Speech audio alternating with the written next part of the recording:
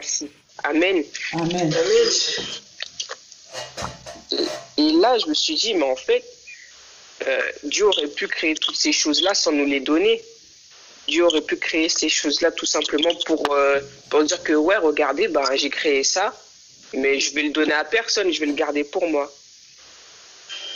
Et là, je me suis dit, mais en fait, ça rejoint un peu ce qu'est l'amour, ce que la Bible nous dit par rapport à l'amour dans 1 Corinthiens 13, versets 4 à 8. L'amour est patient, l'amour est plein de bonté, il n'est pas envieux, l'amour ne se vante pas, il ne s'enfle pas d'orgueil, il ne fait rien de malhonnête, il ne cherche pas son intérêt, il ne s'irrite pas, il ne soupçonne pas le mal, il ne se réjouit pas de l'injustice, mais de la vérité, il pardonne tout et il croit tout. Et l'amour ne meurt jamais. Et dans toutes ces choses, et moi je vois Dieu dans toutes ces choses. Dans toutes ces choses, je vois Dieu. Dieu fait preuve de patience envers nous. Envers nous, c'est-à-dire l'humanité. Depuis le commencement depuis le commencement du commencement, depuis Adam et Ève jusqu'à aujourd'hui, Dieu fait preuve de patience. Parce que si on doit énumérer toutes les choses que l'homme fait sur cette terre, Dieu aurait pu tout raser et dire bah, c'est bon, j'en ai marre, et si c'est fini, j'en veux plus en fait. J'en ai marre des hommes, les hommes ne m'écoutent pas, les hommes n'en font qu'à leur tête, donc je rase tout et fin de l'histoire. Ça aurait pu être comme ça, aurait pu se passer comme ça, mais Dieu fait preuve de patience envers nous. Amen. Dieu ne cherche pas son intérêt.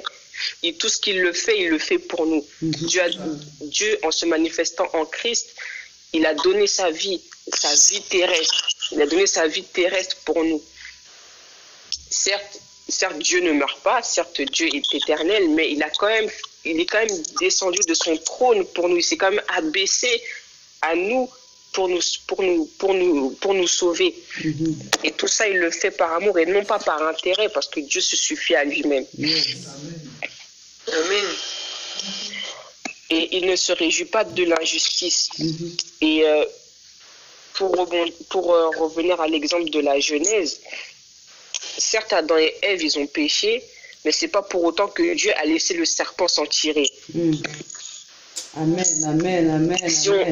Dieu, certes, Adam et Ève, avec notre propre intelligence, on aurait pu dire bah, c'est complètement la faute de Ève. C'est elle qui l'a mangé. C'est elle qui l'a mangé, donc c'est elle qui doit périr. Enfin, c'est elle qui doit périr seulement et pas Adam. Mais Adam en a mangé quand même. Et même si eux deux ont mangé, c'est quand même de la faute du serpent qui les a induits en erreur. Comme on voit dans Genèse chapitre 3, verset 14, l'Éternel dit au serpent, puisque tu as fait cela, tu seras maudit parmi tous les bétails et tous les animaux sauvages. Tu marcheras sur ton ventre et tu mangeras la poussière tous les jours de ta vie. Amen. Amen. Cela, ça aurait pu se passer autrement, mais Dieu est juste et la justice de Dieu, c'est pas la nôtre.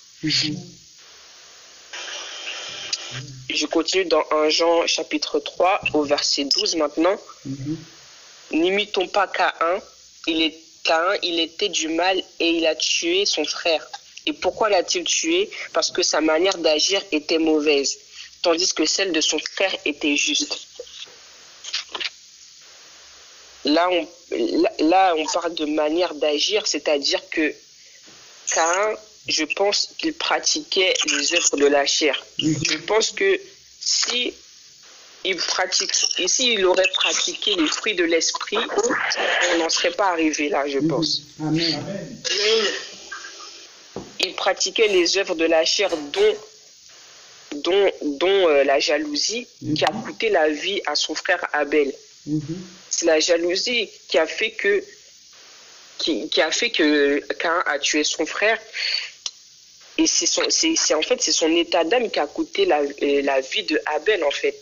L'état d'âme de Caïn a fait que il ne pouvait pas le supporter. Il a eu de la haine envers lui, de la jalousie et toutes ces choses-là. Comme Abel était juste, Caïn était jaloux de sa manière de faire. Et je continue au verset 14. Quant à nous, nous savons que nous sommes passés de la mort à la vie, car nous aimons les frères et sœurs, car nous aimons les frères et sœurs, celui qui n'aime pas son frère est dans la mort. Et là, tout simplement, on pourrait dire celui qui n'aime pas, tout simplement, est dans la mort. Celui qui n'aime pas son frère, qui n'aime pas son voisin, qui n'aime pas, je sais pas moi, telle ou telle personne, demeure dans la mort. Le verset 15 nous dit, tout homme qui déteste son frère est un meurtrier, et vous savez qu'un meurtrier n'a pas la vie éternelle en lui. Ici, on parle de frères, mais il y a ceux qui détestent leurs voisins, qui détestent leurs collègues et même leurs propres parents. Amen. Amen. Mais là, il est question de frères, car quelqu'un que vous et moi, on appelons frère, c'est quelqu'un qui a un lien de sang avec nous. Quelqu'un qui a un lien de parenté, quelqu'un à qui on a une attache particulière. On n'appelle pas n'importe qui frère. On n'appelle pas n'importe qui frère ou sœur. Yes. Et détester une personne du même sang que toi, c'est mal et c'est surtout absurde. Et la règle est la même pour toi et moi qui sommes en Christ. Amen, amen, toi et moi qui sommes en Christ, nous avons un lien de parenté. Nous avons un lien de parenté qui est Jésus-Christ. On a un ADN commun qui est Jésus-Christ. Yes, amen. Donc il est sûr que si tu n'arrives pas à aimer les tiens, comment tu veux aimer les autres qui sont dehors? Comment tu veux aimer le païen que tu vois là-bas, mais ton frère que tu côtoies à l'église, ton frère que en Christ, tu le détestes ou tu l'aimes pas ou tu lui souhaites du mal. C'est pas possible. Dieu veut que nous aimions nos prochains, il veut même que nous aimions nos ennemis. Donc si tu détestes ton frère, avec qui tu as un lien de parenté et pas n'importe quel lien de parenté, Jésus-Christ. C'est pas juste oui, c'est ton frère parce que oui, il est ami avec une de tes tantes, donc vous vous connaissez depuis que vous êtes enfant. Non, là c'est le lien avec Christ qui compte. Amen. Amen. 1 Jean chapitre 4 verset 20 nous dit, si quelqu'un dit j'aime Dieu alors qu'il déteste son frère, c'est un menteur. En effet, si quelqu'un n'aime pas son frère qu'il voit, comment peut-il aimer Dieu qu'il ne voit pas? Amen. Amen.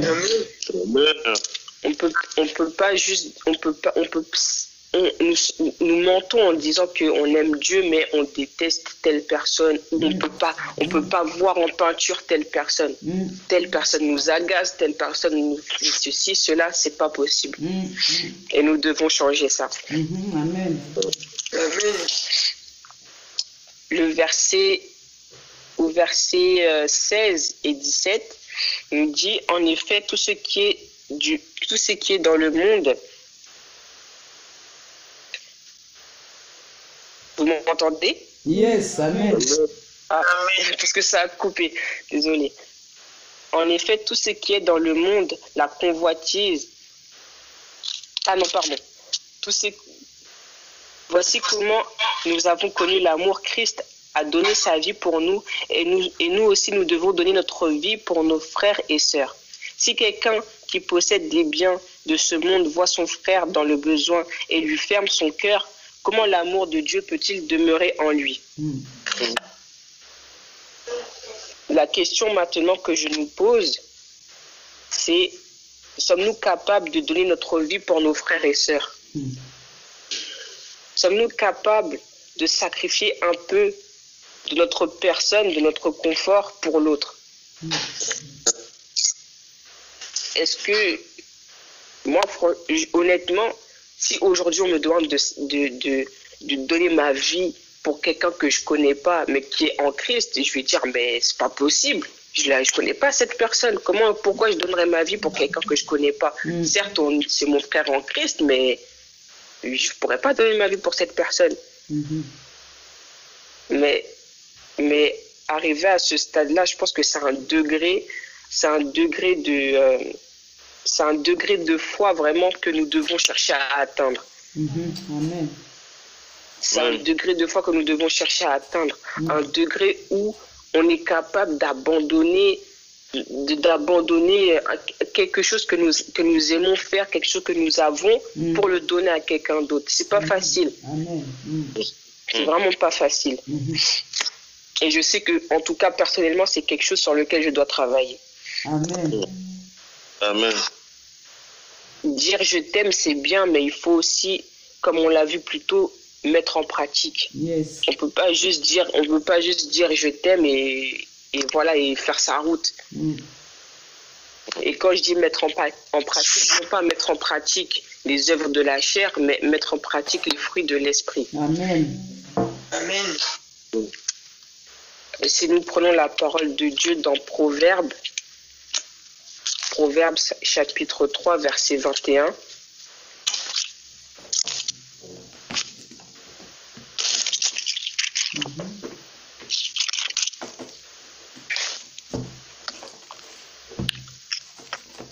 Je lis au nom de Jésus. Amen. La pratique de la justice et de l'équité, voilà ce que l'Éternel préfère au sacrifice. Amen. Amen. Tu auras beau jeûner, tu auras beau prier, sacrifier ton temps et ton argent. Si tu pratiques pas la justice, l'équité, si tu ne manifestes aucun fruit de l'esprit, tu t'épuises. Si tu n'as pas l'amour, tu t'épuises. Si tu n'arrives pas à faire le primordial, l'essentiel, c'est-à-dire aimer ton prochain, le reste t'aura du mal. Ça veut dire que là, en fait, tu rates l'essentiel. C'est bien de jeûner, c'est bien de prier, de sacrifier son temps et ses finances à Dieu. Mais si l'essentiel, tu passes à côté, tu fais ça en vain et tu t'épuises. Et après, tu vas voir qu'il n'y a pas de résultat. Il n'y a pas de résultat. Pourquoi? Parce que tu n'y mets pas ton cœur. Amen, amen. Et pour finir, le verset 18 de 1 Jean chapitre 3 nous dit « Petits enfants, n'aimons pas en parole, mais ni avec la langue, mais en acte et en vérité. » Amen. Comme nous l'avons vu plus tôt, que vraiment nous soyons des hommes et des femmes qui aiment en vérité, non pas juste en parole, non pas juste oui, t'es mon frère en Christ, donc je t'aime bien. Oui, t'as fait telle chose pour moi, donc je t'aime bien. Non, que nous puissions aimer même ceux qui nous veulent du mal, même ceux qui nous causent du tort. C'est sûr que je pense même que ça doit être la chose la plus difficile à faire. Je pense que aimer quelqu'un, prendre la décision d'aimer quelqu'un, c'est quelque chose de dur, de très difficile. Et vraiment, demandons l'aide de Dieu pour nous aider à accomplir cette tâche. Parce que c'est quelque chose que Dieu nous demande, c'est un devoir, aimer. Amen. C'est pas juste, si Dieu n'a pas juste dit, ouais, s'il vous plaît, aimez-vous, qu'il y ait un peu de cohésion entre vous. Non, on doit aimer. Nous devons nous aimer les uns les autres. C'est un commandement de Dieu, nous aimer. C'est un commandement aussi important que respecter le jour du sabbat, que de ne pas commettre l'idolâtrie. C'est un commandement aussi important. Et souvent nous le bafouons et souvent nous ne prêtons pas vraiment attention, ou du moins pas assez. Donc voilà le message que j'avais à vous apporter. Et j'espère que ça vous a édifié et que ça nous permettra à tous de réfléchir sur notre manière d'agir et notre manière de faire. Amen. Amen, amen. Amen, amen, amen, amen.